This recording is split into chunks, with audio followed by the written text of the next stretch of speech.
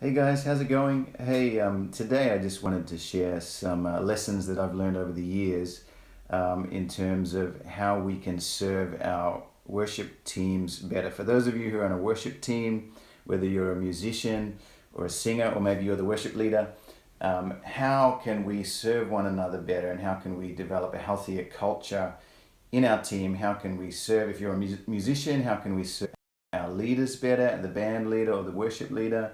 How can we all serve the church better and the vision for worship in our church? And especially for those of you, I know many of you who might subscribe to this channel, many of you will be guitarists because I do a lot of guitar tutorials. So how can we as guitarists and musicians, how can we serve our team the best that we can and bring the right attitude and, just be a blessing to our team and be a blessing to our leaders. I've had the privilege over many years of being a part of many different worship teams since I was a teenager, playing guitar in different worship teams over the years.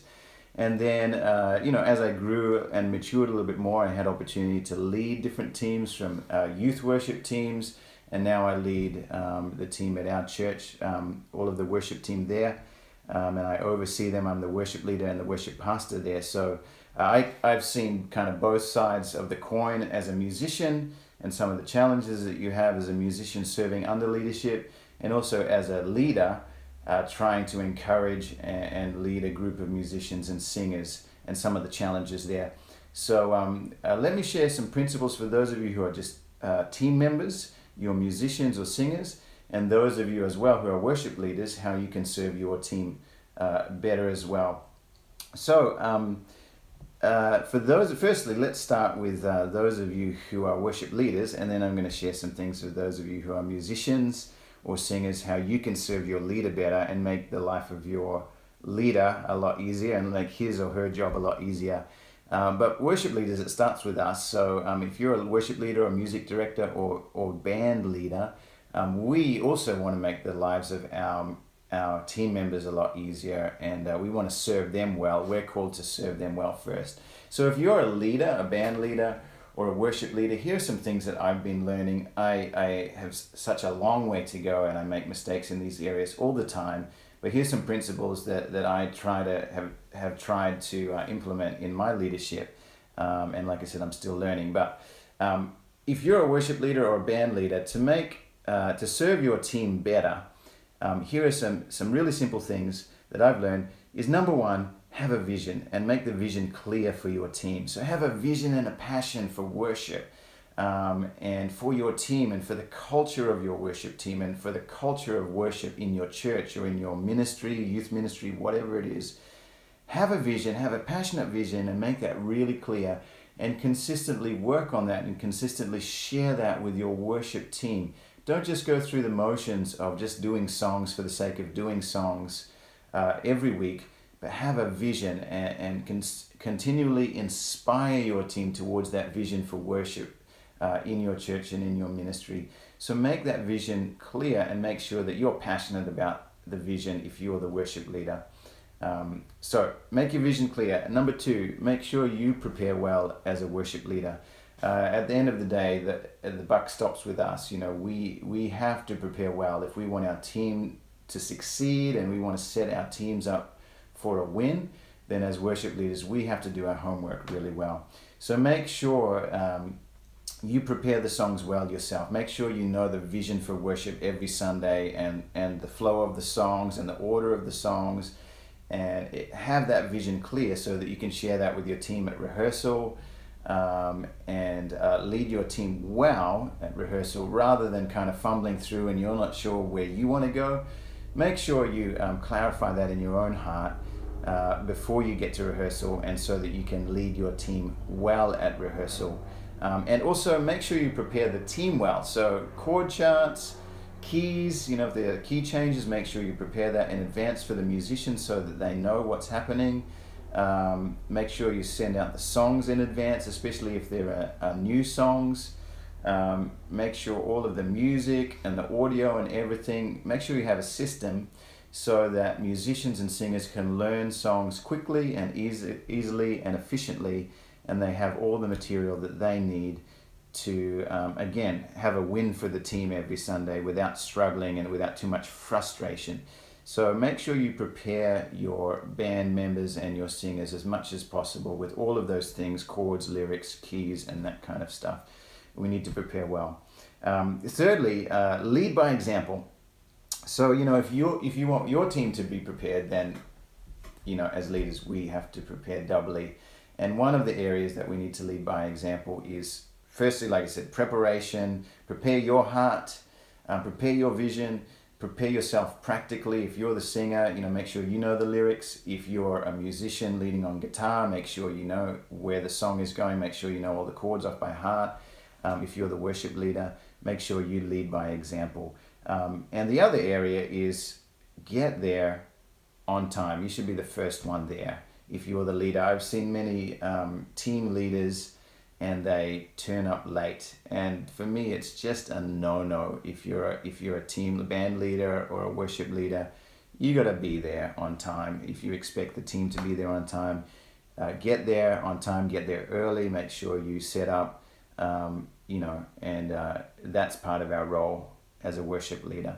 And the final thing for worship leaders is encourage the team. A lot of, if you're like me, a lot of our team members are volunteers. They're not paid staff. If you're in a smaller church, you will be in the same situation. If you're in a bigger church, maybe you have some paid musicians, I don't know. But for most of us, we have volunteer musicians. They freely give of their time and their energy and their talent. So make sure you encourage them. I always try to say thank you to our team every single weekend. Thanks, guys, for serving. Great job today. So as a leader, be an encourager. Don't just have high expectations for your team without any encouragement.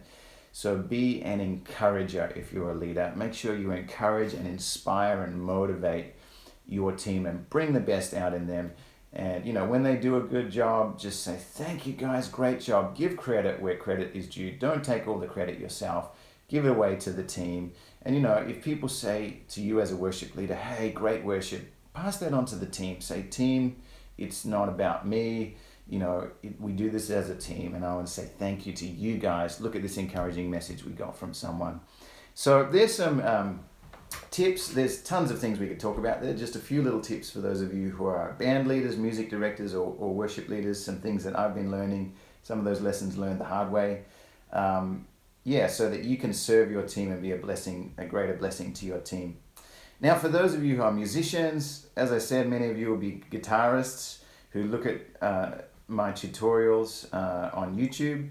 How can you, as a guitarist, or if you're a singer or a band member, how can you serve your leader better? Like I said, I've seen both sides of the coin as a musician and now as a leader and still as a musician playing guitar in our worship team.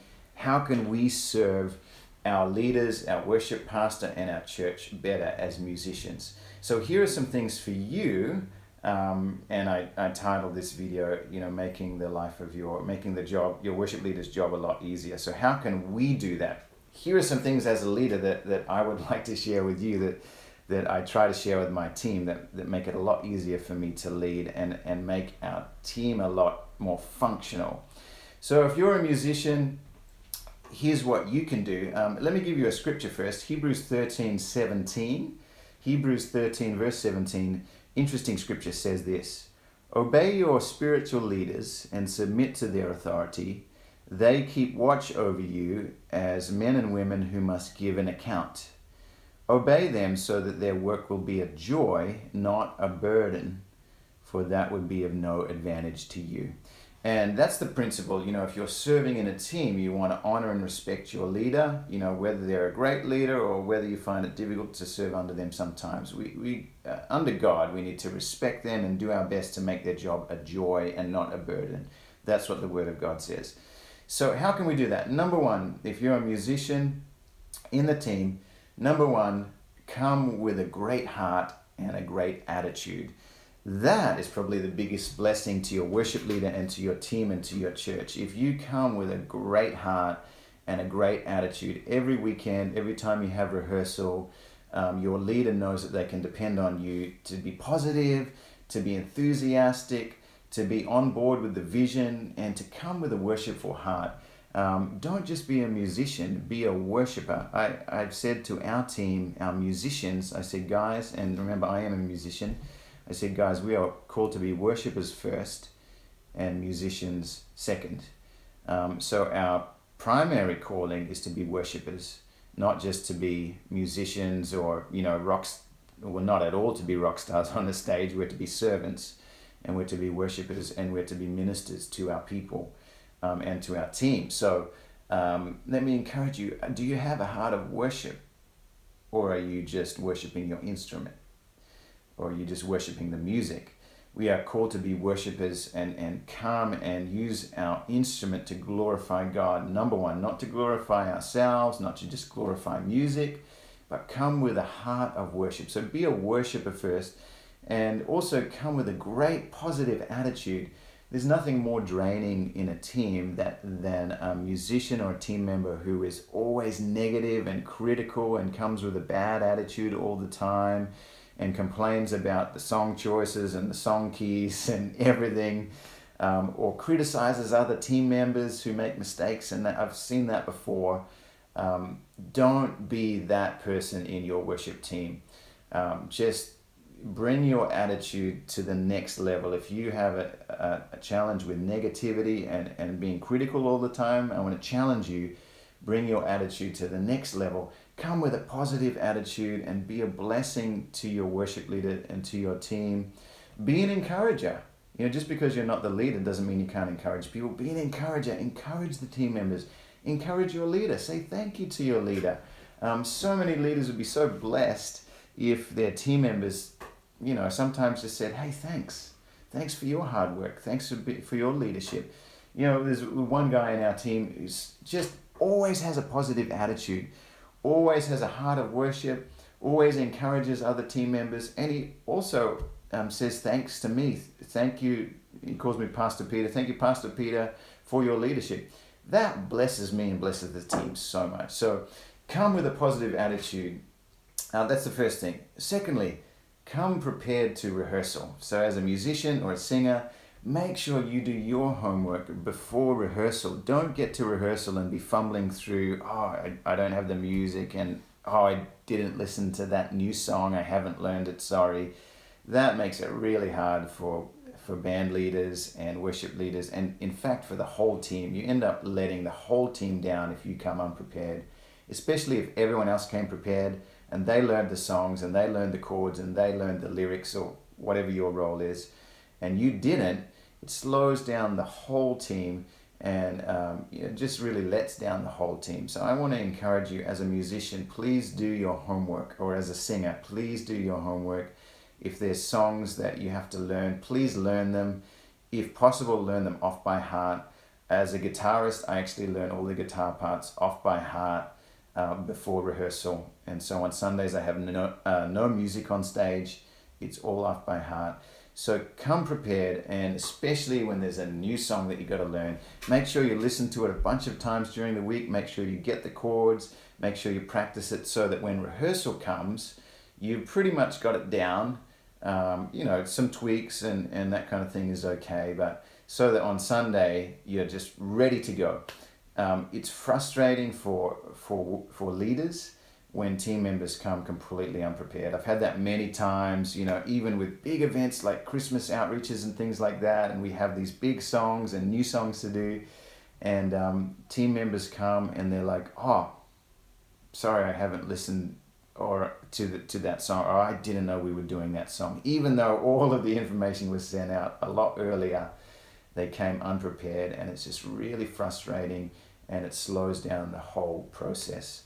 So come prepared for rehearsal, do your homework. Thirdly, punctuality. Come on time.